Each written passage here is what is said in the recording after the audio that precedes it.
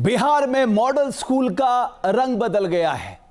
Model स्कूलों को भगवा रंग से रंग दिया गया है।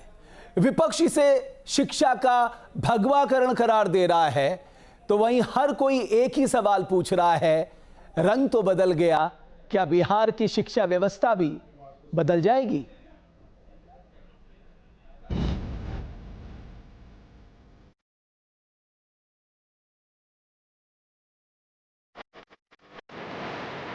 नया रंग,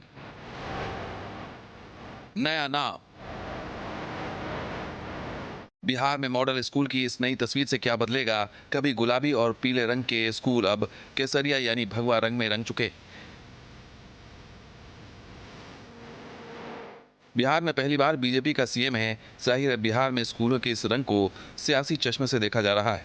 भगवा रंग को लेकर बिहार के शिक्षा मंत्री की अपनी दलील है। भगवा तो भगवान सूर्य का भी रंग है, तो आप क्या करिएगा? सूर्य को सूर्योदय होने से बंद करा देंगे? तो प्रकृति का जो रंग है और सूर्योदय का रंग है, तो हम मान रहे हैं कि अब अंधेरा छट गया है शिक्षा विभाग का। अब शिक्षा विभाग का सूर्योदय हुआ है, तो भगवा रंग तो होगा ही। विपक्ष स्कूलों के इस रंग को खास सियासी विचारधारा से जोड़ रहा है। स्कूल का नाम भी वैचारिक नजरिए की गवाही दे रहा है। स्कूलों का नाम है सरस्वती विद्या निकेतन। दरअसल आरएसएस से जुड़ी संस्था विद्या भारती के स्कूलों के नाम सरस्वती शिशु मंदिर और सरस्वती विद्या मंदिर है। आरोप लग रहे हैं कि इसी आधार पर बिहार में मॉडल स्कूल का नाम सरस्वती विद्या निकेतन रखा गया है। विपक्ष बिहार सरकार पर शिक्षा के भगवाकरण का आरोप लगा रहा है।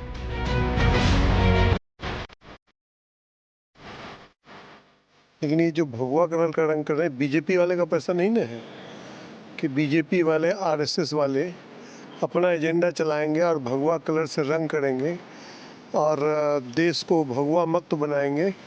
ऐसा नहीं चलेगा। ये तो हो गई सियासत की बात। अब सवाल हकीकत का है। बिहार में स्कूली व्यवस्था की हकीकत को समझने के लिए न्यूज़ नेशन ग्राउंड जीरो पर पहुंचा है।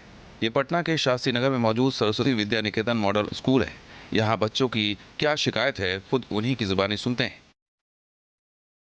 भगवा कलर चेंज करने से थोड़ी शिक्षा में सुधार होगा।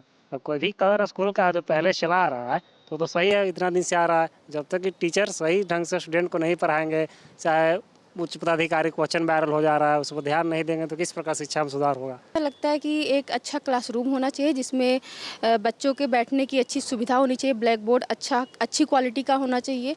और सबसे बेसिक चीज़ होती है कि जो हमारे बच्चियां हैं टॉयलेट्स यूज करती हैं पीरियड्स के टाइम में, वो उनको प्रॉब्लम फेस करना पड़ता है। तो अगर हमारे स्कूल में अच्छी व्यवस्था होगी तो बच्चे ऑटोमेटिक खुद से वो चाहेंगे कि हम पढ़ें और आगे बढ़ें।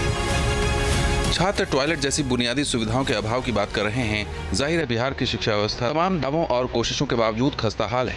अगर बिहार में बच्चों के ड्रॉप आउट की बात करें तो 10,000 बच्चे पहली क्लास में एडमिशन लेते हैं तो 5वीं तक आते आते देश में औसतन 190 बच्चे स्कूल छोड़ देते। वहीं बिहार में ये संख्या 290 पहुँच जाती। 6ठी से 8वीं क्लास यानी उच्च प्राथमिक शिक्षा में यह अंतर करीब दुगुना हो जाता है। यानी पूरे देश में जहां 520 बच्चे स्कूल छोड़ते हैं, वहीं बिहार में यह आंकड़ा 930 पहुंच जाता है। वैसे वित्त वर्ष 2025-26 के बजट में बिहार सरकार ने शिक्षा के लिए सबसे ज्यादा यानी 21.7% करीब 61,000 करोड़ रुपए का प्रावधान किया था। लेकिन जो आंकड़ों की तस्वीर है उससे साफ है कि बिहार में अभी बहुत कुछ किए जाने की जरूरत है। नई शिक्षा नीति के तहत बिहार में स्कूलों को दूसरे स्कूलों में मर्ज किया गया है।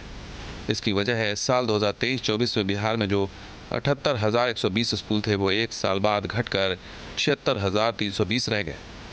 यानी बिहार में 1800 स्कूल कम हुए हैं। उच्च शिक्षा में भी बिहार पिछड़ रहा है।